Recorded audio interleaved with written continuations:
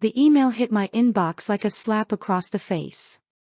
Resignation requested, the subject line read, the words cold and final against the sterile white background of my laptop screen. My fingers hovered over the keyboard, frozen, as I scanned the message from my boss, Margaret, due to serious concerns about your professionalism and integrity, raised by credible sources, we request your resignation by end of day. My heart pounded in my chest, a dull thud against the quiet hum of the coffee shop where I sat, the aroma of roasted beans suddenly sharp and bitter. Professionalism. Integrity. I'd spent 8 years at Pinnacle Marketing, clawing my way from intern to senior strategist, pouring every ounce of myself into campaigns that had won national awards. And now this. A vague accusation, no specifics, just a demand to walk away from everything I'd built. I knew exactly who was behind it. My best friend, Elise, the one person I'd trusted with my dreams, my fears, my everything. She'd been whispering lies, planting seeds of doubt, and now they'd bloomed into a trap meant to destroy me. I closed my laptop, the click of the lid echoing like a gavel. She thought she'd won. She had no idea what was coming. My life before that email was a vibrant tapestry, woven with ambition, friendship, and the pulse of Denver's urban heartbeat. My loft in the Lodo district was my sanctuary, a third-floor haven with floor-to-ceiling windows that let the morning sun spill across polished hardwood floors. Exposed brick walls held shelves of marketing books, vinyl records, and framed photos from my travels, hiking in Patagonia, sipping espresso in Rome. Each morning, I'd lace up my running shoes and jog along the South Platte River, the cool air stinging my cheeks as the city woke around me. I'd pass dog walkers, cyclists, and the occasional street musician, their guitar strums blending with the rush of the water. Afterward, I'd stop at Brewed Awakening, a cozy coffee shop with mismatched chairs and the scent of fresh pastries. My lavender latte, served in a ceramic mug with a tiny heart etched in foam, was a ritual, a moment of calm before the day's chaos. I'd sit by the window, sketching campaign ideas on a napkin or answering emails on my phone, the hum of conversation grounding me. Work at Pinnacle Marketing was my calling, a bustling office in a glass-walled building downtown, filled with the clatter of keyboards, the murmur of brainstorming sessions, and the electric buzz of creative energy. I'd joined as an intern right out of college, a nervous English major with a knack for words and a hunger to prove herself. Over 8 years, I'd climbed to senior strategist, earning a corner office with a view of the Rockies and a seat at the strategy table. My campaigns were my pride. Ecotrend's sustainability rebrand, with its viral social media push, had won a Clio Award. Vitality Fitness's Move Your Way campaign had doubled their memberships, earning me a feature in Adweek. I thrived on the rhythm of it, pitching to clients in sleek boardrooms, tweaking taglines over late-night pizza with my team, celebrating wins with champagne in the break room. My mentor, Carla, a seasoned VP who'd taken me under her wing, called me a once-in-a-generation talent, her praise fueling my drive to push harder, dream bigger. But the heart of my world was Elise. We'd met freshman year at the University of Colorado, bonding over midnight study sessions in the library, fueled by Red Bull and shared dreams of conquering the world. She was the spark to my steady flame, her charisma lighting up every room while I anchored us with plans and persistence. We'd spent college inseparable, road trips to Moab, where we'd camped under starlit skies, late nights at dive bars, laughing over cheap tequila shots, graduation day, when we'd thrown our caps in the air, promising to take on the world together. After college, I'd landed at Pinnacle, while Elise bounced between jobs, her charm outpacing her focus. 3 years ago, when a junior strategist role opened, I'd fought to get her hired, pitching her to Margaret as a diamond in the rough. She'd joined, and it felt like the ultimate win, my best friend by my side, building our futures together. Weekends were ours, hiking in the Rockies, our boots crunching on pine needles as we planned our next big move. We'd share bottles of Pinot Noir at rooftop bars, the Denver skyline glittering below, dreaming of starting our own agency someday. Elise knew me better than anyone, my imposter syndrome, my fear of failing, my quiet hope to make my parents proud. I trusted her completely, my confidant, my sister in all but blood. Looking back, I should have seen the cracks. Elisa's laughter had always carried an edge, her compliments sometimes laced with a bite I'd ignored. She'd linger a little too long at client meetings, her smile a touch too bright, her hand brushing a CEO's arm as she pitched an idea. Her comments about my workload, "You're killing yourself, Isabella, let me help," felt supportive at first, but there was something in her tone, a flicker of something I couldn't name. I was too busy, too wrapped up in our friendship, too trusting to notice the storm brewing. My parents, retired teachers living in Boulder, would call weekly, their pride in my career a warm constant.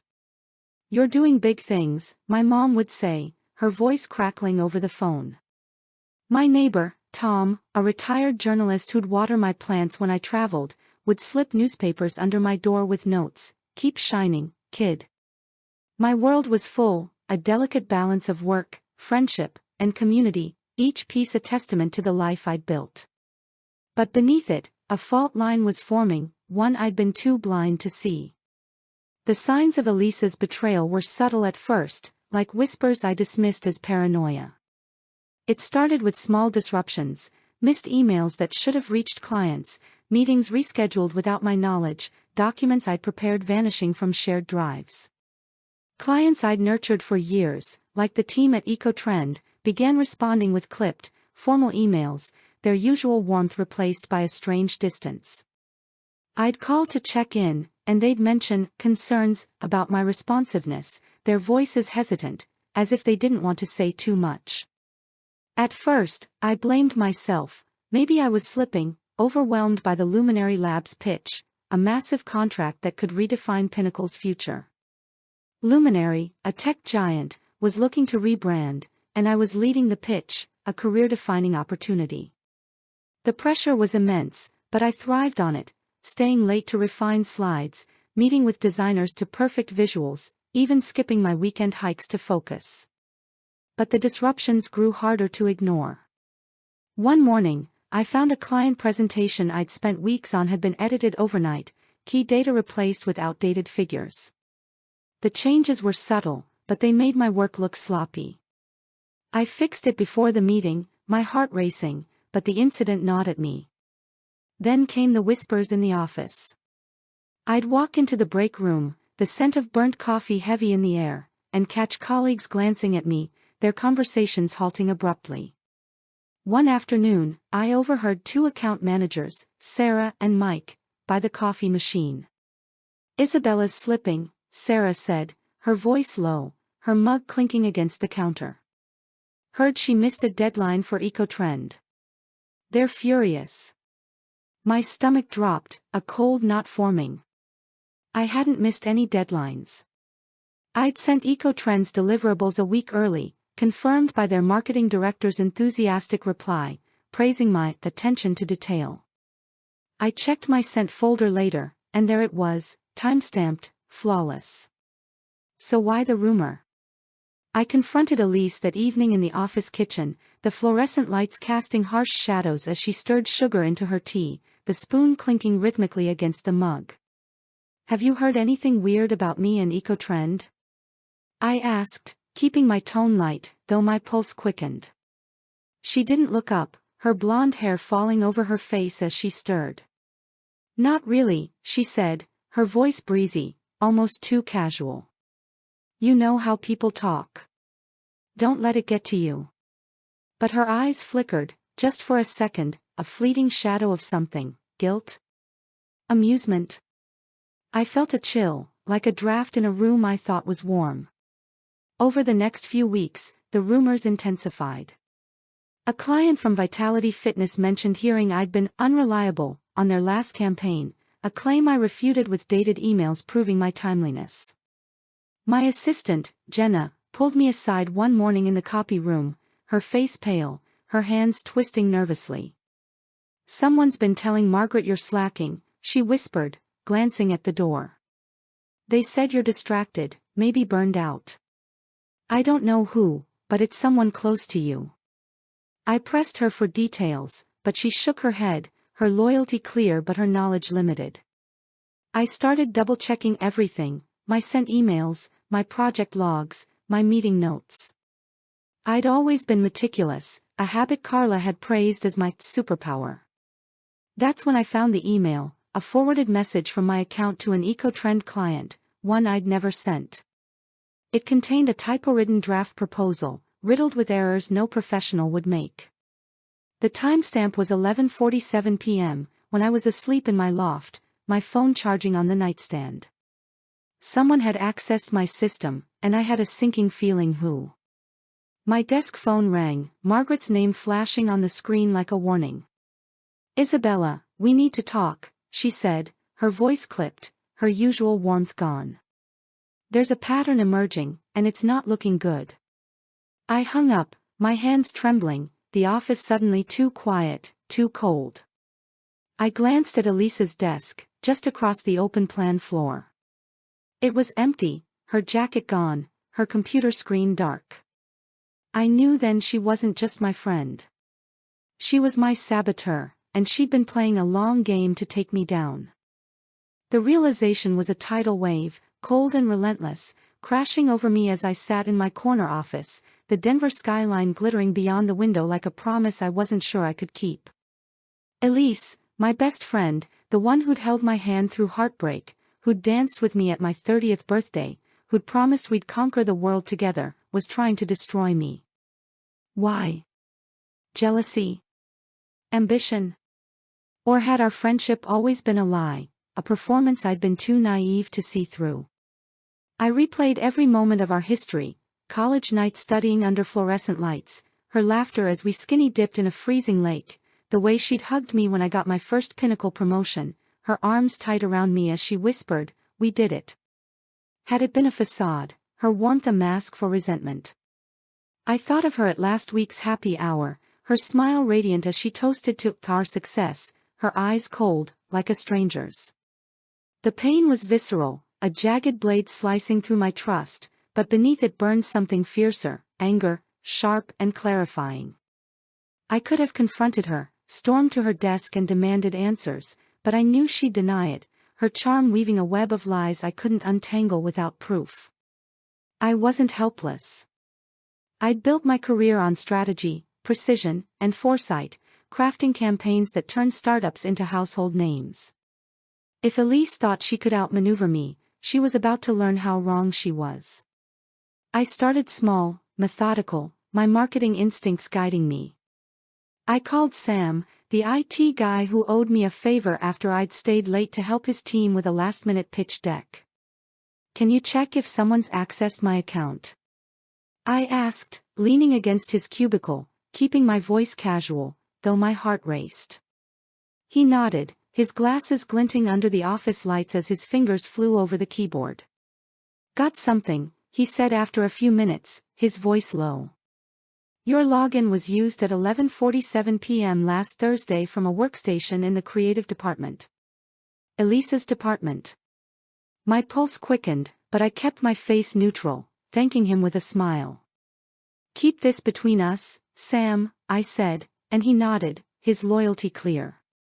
That night, I stayed late, the office silent except for the hum of the air conditioning. I sat at my desk, the city lights casting long shadows across the room, and combed through project files, client emails, anything that might show Elisa's hand. I checked shared drives, server logs, even my trash folder, my fingers trembling as I clicked. In my desk drawer, tucked behind a stack of notepads and a forgotten granola bar, I found a USB drive I didn't recognize, its sleek black case out of place among my pens and paper clips.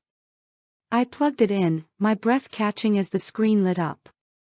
It contained screenshots of my emails, my calendar, drafts of my luminary pitch, files only someone with access to my desk could have copied. There were notes, too, handwritten scans with Elisa's loopy script, eco-trend, push unreliability narrative, Margaret, suggest burnout. My stomach churned, but my resolve hardened. I saved everything to my personal cloud, password protected, and locked the USB in my safe at home. Elise wasn't just spreading lies. She was building a case to bury me, and I was building one to fight back. I didn't sleep that night, my loft too quiet, the moonlight streaming through the windows like an accusation. I sat on my couch, a glass of untouched wine on the coffee table, and called my brother, Ethan, a lawyer in Boulder. "Someone's sabotaging me at work," I told him, my voice shaking. "It's Elise." Ethan listened, his calm pragmatism a lifeline. "Document everything," he said. "Emails, logs, witnesses. If she's tampering with your work, you need a paper trail." I took his advice, spending the weekend compiling evidence, every suspicious email, every altered file, every rumor traced back to its source. I remembered a conversation with Carla, my mentor, months ago. "Watch your back," she'd warned, her eyes serious. "Success breeds envy, even from those closest to you." I hadn't listened then, but now her words were a beacon, guiding me through the fog of betrayal. The turning point came the following Monday, in a packed conference room for the Luminary Labs pitch review. The air was thick with anticipation, the stakes higher than any project Pinnacle had tackled. Luminary, a tech giant, wanted a rebrand to rival Apple, and I'd poured my soul into the pitch: sleek visuals, a bold tagline, a social media strategy that could go viral. I'd worked with designers, writers, and analysts, staying late to refine every slide, my coffee cold by midnight. Elise had been part of the team, her contributions minimal but her presence constant, her smile a mask I now saw through. She sat across from me, her notepad open, her pen poised like a weapon, her blonde hair catching the fluorescent light. Margaret opened the meeting, her gaze lingering on me, her usual confidence tinged with doubt. "Isabella, we're counting on you for Luminary," she said, her tone sharp, as if testing me. "I hope you're ready." I nodded, my voice steady despite the knot in my chest. "More than ready." I presented the pitch, my slides seamless, my voice clear as I outlined our vision, a rebrand that was modern, inclusive, and bold. The executives nodded, their pens scratching notes, the room alive with possibility. Elise watched, her smile tight, waiting for me to stumble. She didn't expect what came next. I clicked to a new slide, one I'd added at 2 a.m. the night before, my fingers trembling as I'd typed. "Before we wrap," I said, my tone calm but firm, "I'd like to address some concerns about project integrity." The room fell silent, the air heavy with curiosity. I projected the email, the typo-ridden draft sent from my account, one I hadn't written. "This was forwarded to EcoTrend last week, under my name," I said, my eyes sweeping the room. "But I didn't send it. IT confirms it came from a workstation in the creative department at 11:47 p.m. Elisa's smile froze, her pen still in her hand. I clicked again, showing the memo with my forged signature, riddled with errors. This was sent to EcoTrend, damaging our relationship. Again, not by me. Margaret's eyes narrowed, her fingers tapping the table. "Isabella, what are you implying?" I took a deep breath, my heart steady, my years of pitching to tough clients giving me the calm I needed. "Someone in this room has been sabotaging my work, spreading lies about my performance to clients and leadership. I have evidence, screenshots, access logs, a USB drive found in my desk with stolen files." I looked directly at Elise, my gaze unwavering. "It's time to stop hiding." The room was electric, every eye on her, the silence so thick I could hear my own heartbeat. Elisa's pen dropped to the table, the soft clatter echoing like a gunshot. "This is ridiculous," she said, her voice high, her face flushing. "Isabella, you're paranoid. I've done nothing but support you." But her eyes darted to Margaret, then to the door, betraying her panic. I didn't flinch. "Then you won't mind if IT reviews your workstation logs," I said, my voice ice cold. "Or if we check the USB's metadata. It's got your handwriting, Elise." Margaret stood, her voice sharp, cutting through the tension. "Elise, is there something you need to explain?" Elise stammered, her composure crumbling like a house of cards. I don't know what she's talking about. This is a setup. But the doubt in Margaret's eyes was palpable, her trust in Elise eroding before my eyes. I'd planted the seed, and it was taking root. After the meeting, I handed Margaret a folder, its pages heavy with evidence, the USB, Sam's access logs, screenshots of Elise's memos, a timeline of her actions, even the handwritten notes I'd found. I trusted her, I said quietly, my voice steady despite the ache in my chest. But she's been lying to ruin me. Margaret's jaw tightened, her fingers gripping the folder. If this checks out, she's done here. I nodded, leaving her office, the weight of the moment settling over me like a storm cloud. That afternoon, Elise was called to HR. I didn't see her leave, but Jenna texted me from the break room, her message blunt, she's packing her desk. Crying, but nobody's buying it. By evening, Margaret sent a company-wide email, her words formal but unmistakable, Elise Carter has been terminated for gross misconduct, effective immediately. The office buzzed, phones pinging with the news, colleagues whispering in cubicles. But I wasn't done. Elise's lies had tainted my reputation, and I wasn't going to let them linger. I drafted emails to EcoTrend, Vitality Fitness, and other affected clients, my tone professional but firm. There's been misinformation about my performance, I wrote, attaching proof of my original work, time-stamped emails, flawless deliverables, client confirmations. I spent hours crafting each message, ensuring every word was precise, every attachment irrefutable. Their responses were swift, apologetic, and warm. EcoTrend's director called personally, his voice contrite. We were misled, Isabella. Your work has always been stellar. Vitality Fitness sent a contract extension, a gesture of renewed trust.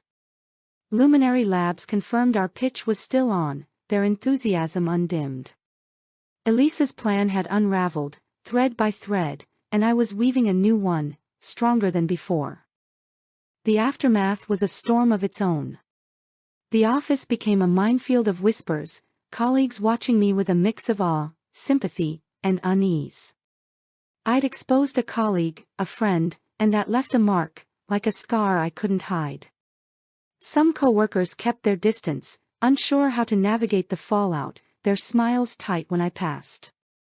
Others rallied around me.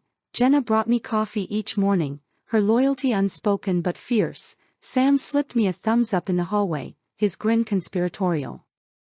Carla, my mentor, called me to her office, her eyes warm but serious. You did what you had to, she said, pouring me tea from her electric kettle. But it's not over. People will talk. Keep your head up. I nodded, grateful for her wisdom, though the weight of her words lingered. The emotional toll was heavier than I'd expected. I'd lost Elise, not just as a colleague but as the person I'd shared my soul with.